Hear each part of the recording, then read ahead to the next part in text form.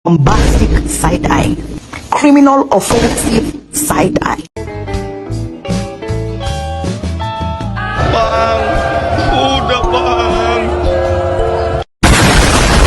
Tapi bohong.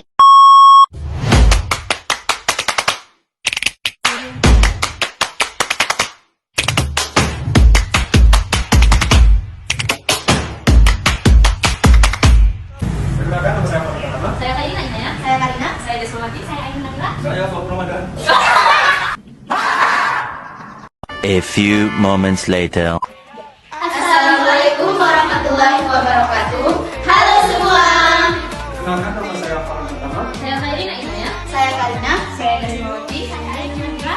dan saya Bob Ramadan. Kembali di kelompok 1.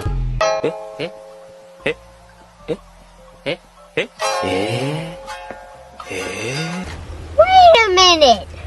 Who are you? Sini kami akan mempresentasikan tentang latar belakang psikologi, sosial budaya, pendidikan, iptek, dan globalisasi. Yang pertama, latar belakang psikologis. Psikologis merupakan kajian tentang tingkah laku. Alasan psikologis dalam bimbingan dan konseling ini berarti memberikan pemahaman tentang tingkah laku yang perlu diubah atau dikembangkan individu untuk mencapai tujuan-tujuan yang diinginkan individu atau untuk menghadapi masalah-masalah yang sedang dihadapi oleh individu.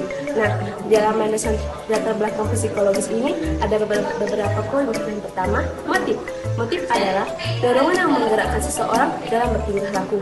Motif terbagi menjadi dua, motif primer dan motif sekunder.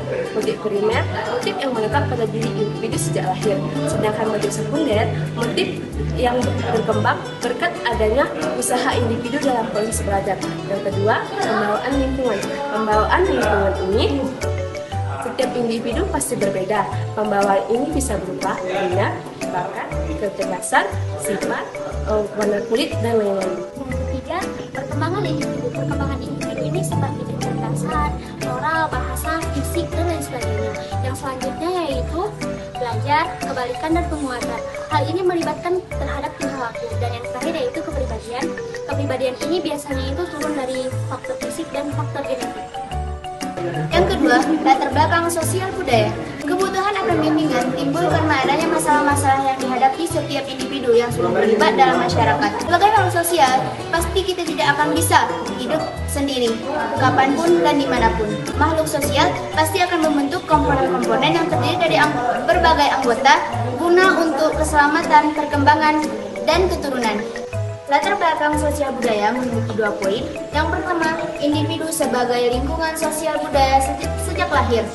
Yang mana dalam poin ini mengharuskan setiap individu untuk membentuk perilakunya agar sesuai dengan peraturan-peraturan sosial dan budaya.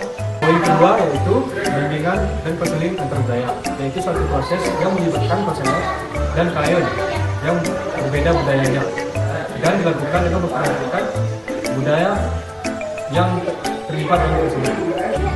Selanjutnya ada latar belakang pendidikan. Di latar belakang pendidikan ini, bimbingan dan konseling berupaya memberikan bantuan kepada peserta didik untuk mengembangkan potensi yang dimilikinya. Adapun beberapa aspek yang harus diperhatikan dari perkembangan peserta didik, yaitu ada aspek fisik, emosi, intelektual, spiritual, sosial. Bimbingan dan konseling diperlukan di perkembangan peserta didik karena pada dasarnya peserta didik belum bisa mengerti masalah apa yang mereka hadapi dan bagaimana perubahan yang terjadi di lingkungannya. Ntar dulu, ini beda nih, dengar. Ini beda lagi nih. Jadi materi selanjutnya yakni iptek dan globalisasi. Iptek ialah ilmu pengetahuan tentang teknologi. Seperti yang sudah kita rasakan sekarang, teknologi semakin berkembang zaman akan semakin terus maju. Globalisasi membuat perkembangan ilmu, pengetahuan dan teknologi meningkat secara pesat pada masa modern ini. Globalisasi di bidang ilmu pengetahuan dan teknologi atau iptek, yakni munculnya internet seperti yang kita rasakan pada saat ini, dan semua informasi yang ada di dunia ini bisa kita ketahui dengan menggunakan internet dalam waktu yang singkat dan cepat.